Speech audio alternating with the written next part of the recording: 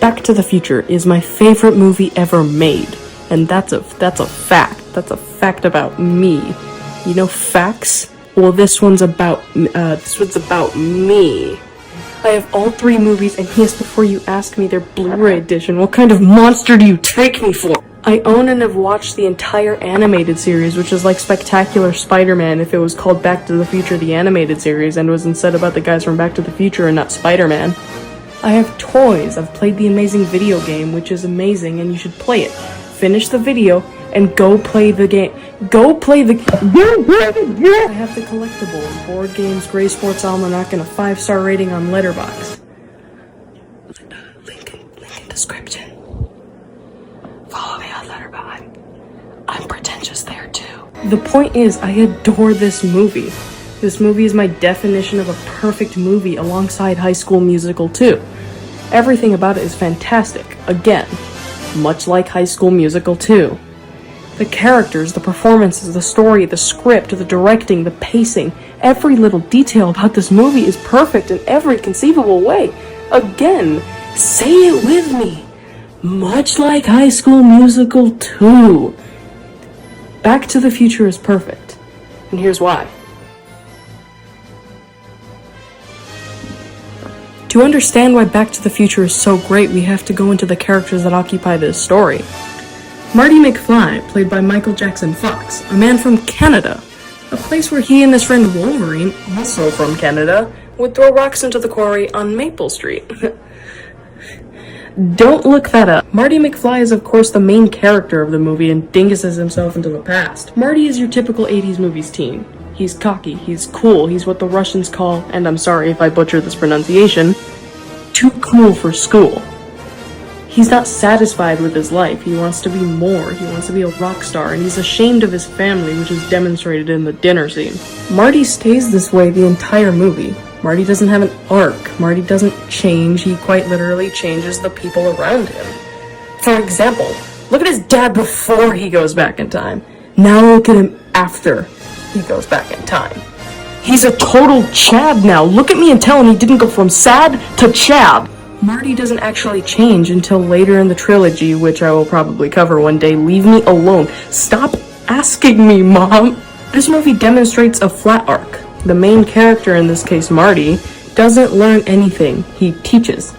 Also, Marty is friends with a 73-year-old scientist, and his name is Dr. Emmett Brown. Boom! I am the king of segues. I'm so great. You got nothing on me. Doc is my favorite character in the franchise. I just like white-haired scientist time travelers. It's a very specific niche, I know. Doc is shown throughout the movie to be a failure on all fronts until he creates the time machine. He's got the fortune, presumably inherited, but it's never really touched upon, to make his inventions. Doc is motivated by his failure and love for science to make something that actually works. Do you know what this means? It means that this damn thing doesn't work at all. Marty shows Doc what he's truly capable of, and he comes out more assured in himself and his abilities. You know, that's funny. Marty also helped his dad become sure of himself, too. Boom! Segues, I am so good at that.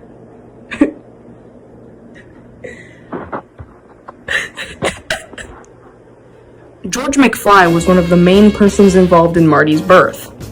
As discussed earlier, George at the beginning of the movie is a dumb, stupid loser who, if Twitter had existed back then, would spend his free time ranting about comic books on Twitter.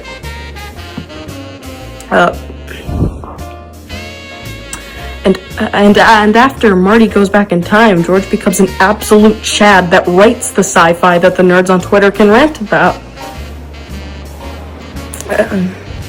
George starts off as this loser with no ambition, and we get to see the roots of that persona in his childhood. We see his nervousness, his nerdiness, his complete lack of charisma, and how much of a creep he is. Oh my god, George, what are you doing? The complete opposite to the, again, excuse my pronunciation, too cool for school attitude that Marty has. George is affected by Marty more than anyone in this movie.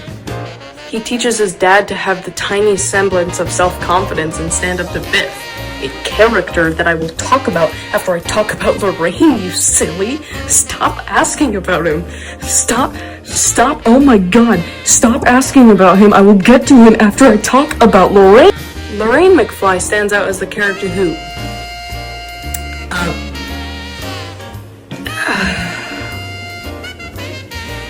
context is important. Lorraine at the beginning of the movie is stuck in an unsatisfying marriage and dives into alcoholism because of that dissatisfaction.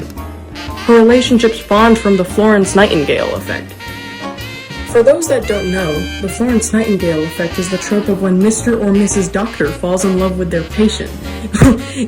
Ew, why would you do that, Mrs. Doctor? You know Larry only has 6 toes and all of them have bunions. That was a stupid joke. This trope is demonstrated with the meaning of Lorraine and George. Anyway, your grandpa hit him with the car and brought him into the house. He seemed so helpless, like a little lost puppy. George is of course the patient in the scenario, and Lorraine is the doctor who falls in love. Lorraine never fell in love outside of George, and up to this point we know that George is a pathetic loser who rants on Twitter, and she's stuck dissatisfied in a marriage. Also, her brother's in jail, so that probably sucks too. Sorry, Lorraine. Lastly, we have the Sharpay of this story, Biff Sunnington. Biff, on surface level, is just a bully. And he is. He's very surface level. And that's the thing with a lot of these characters. They aren't the most nuanced characters in the world, but they function perfectly for the story being told. They don't need in-depth personality traits down to the tiniest details, like, say, the in-depth characters in High School Musical 2. They don't need to be any more than what they are, and them being this simple doesn't take away from the story. It improves it. These characters are fantastic in every conceivable way because they're so simple. They have their flaws and their traits, and that's all they need to work in this amazing story. A story elevated by its characters. And its plot devices. Boom! Master of segues! To talk about the story, we first have to talk about its use of time travel. Time travel is my favorite sci-fi thing, ever. I love every aspect of it, every confusing detail, depiction, and paradox that makes my mind explode and want to sing Bet on Me from High School Musical 2. Is my plan. Will I find what I lost? You know you can't bet on it. This movie's depiction of time travel is so streamlined and easy to understand that you don't need to spend an hour questioning the logic of it all like an episode of Doctor Who. It's my favorite show, but my god, it's so doggy-dumb stupid sometimes that I genuinely think it's being written by a child eating Gorilla Glue. At least they're not putting it in their hair. Let's break down this movie's time travel. So for example, let's say you get your hands on a Ford Explorer for legal reasons, but it's a time machine.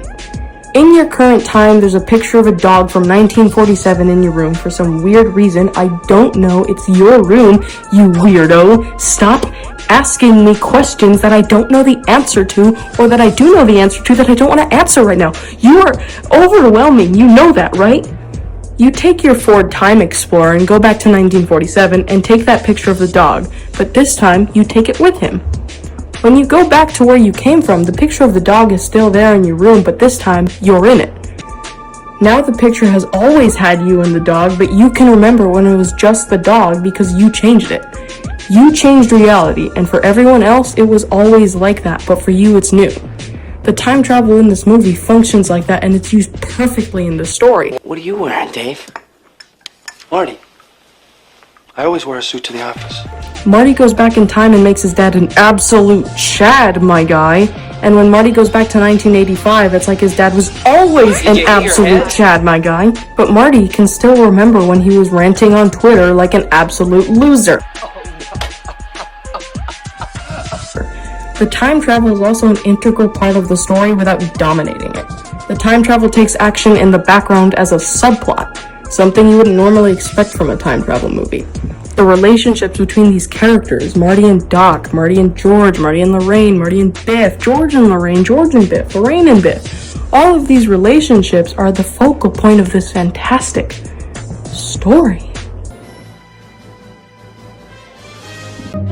Back to the Future is about a guy who goes back in time in a car and meets another guy who's his dad. The first guy's goal is to get dad guy to make out with mom guy or else he'll die.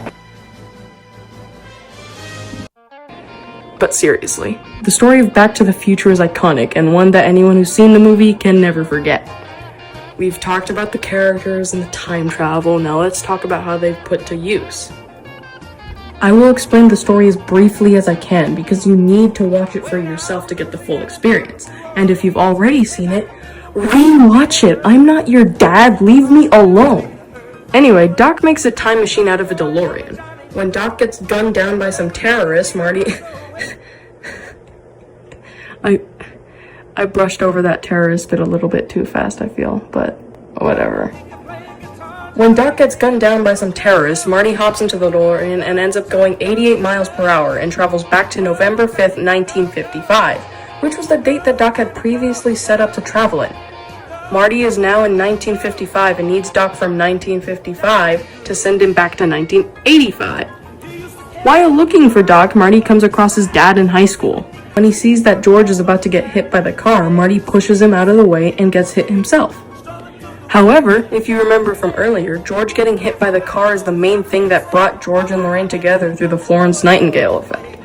So now that Marty is the one that gets hit by the car, we get to the most infamous part of the movie. Lorraine being attracted to her son.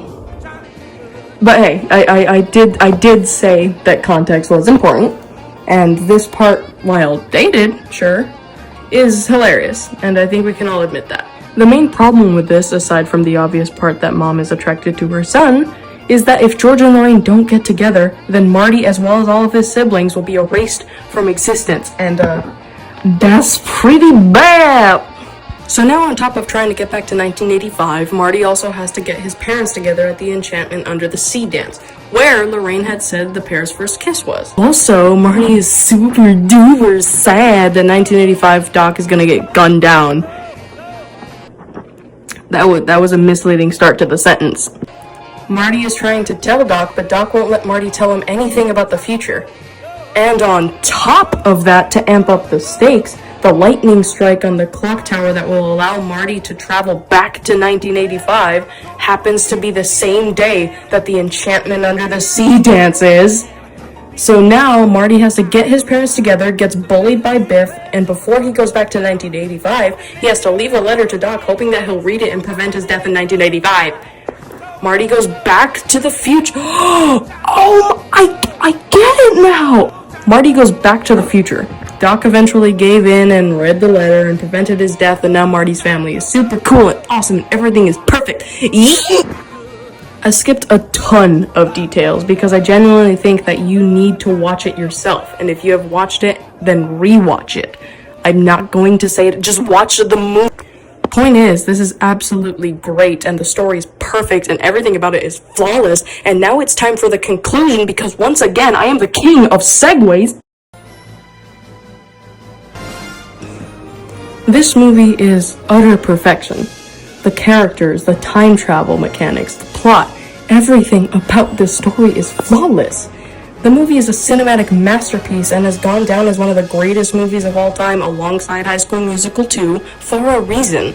I could gush about this movie for days because I am so passionate about it and I 100% think this is one of the most important movies ever created.